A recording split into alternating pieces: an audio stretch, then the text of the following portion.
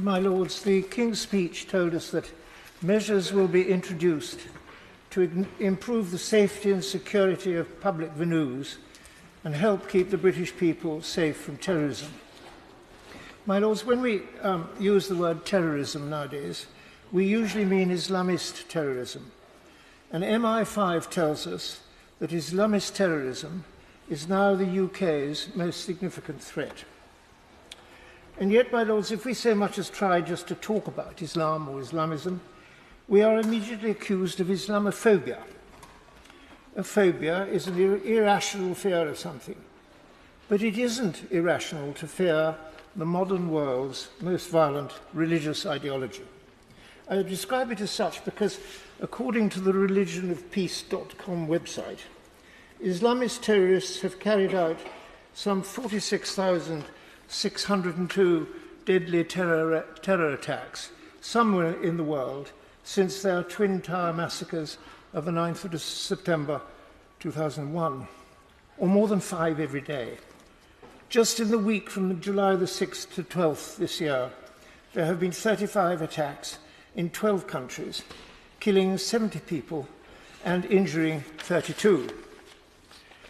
There are two broad divisions within Islam, as I'm sure your lordships know, between Sunni and Shia Muslims, with many subsects which don't often agree with each other. And the vast majority of these attacks have been on other Muslims. My Lords, I understand there is a popular conception that the word Islam means peace, whereas in fact it means submission to the will of Allah or the Muslim God. Devout Muslims should obey the Quran and emulate the life of Muhammad.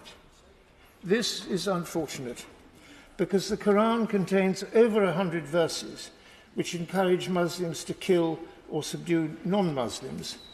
And in 627, Muhammad ordered the death of 600 Jews in one afternoon. The Islamists' view of this, my Lords, is that peace will be achieved when our planet is ruled by Islam. My Lords, Islam's sharia law is already running de facto in the United Kingdom via some 80 Muslim arbitration tribunals. These discriminate harshly against Muslim wives, whose husbands have only to say, "I divorce you," 3 times, to leave them divorced and often destitute. The Sharia allows Muslim men to have 4 wives at a time, most of whom are having at least 2 children. So the Muslim population is going up 10 times faster than our national average. On past trends, Birmingham and 9 other English local authorities will be majority Muslim by 2031. The radicals' plan is to wait until they can take us over through the power of the womb and the ballot box. Of course, my Lords, I pay tribute to the vast majority of Muslims in this country who eschew these tenets and live decent and helpful lives in our democracy. But we are left with the problem of what to do about the rest of them. May I suggest first that we should start monitoring our mosques and madrasas and imprison or deport our extremist imams. Second, we should encourage the licensing of imams before they can preach, as do other religions, including, I think, the Church of England. Third, the government should enact Baroness Cox's bill to give our Muslim wives the protection of our civil law. The bill has had 2 supportive second readings in your Lordship's House, but the government fears being called Islamophobic by our Muslim men, so won't support it. Fourth, we should ban the burqa in public, as 16 other countries have done, some of which are Muslim majority.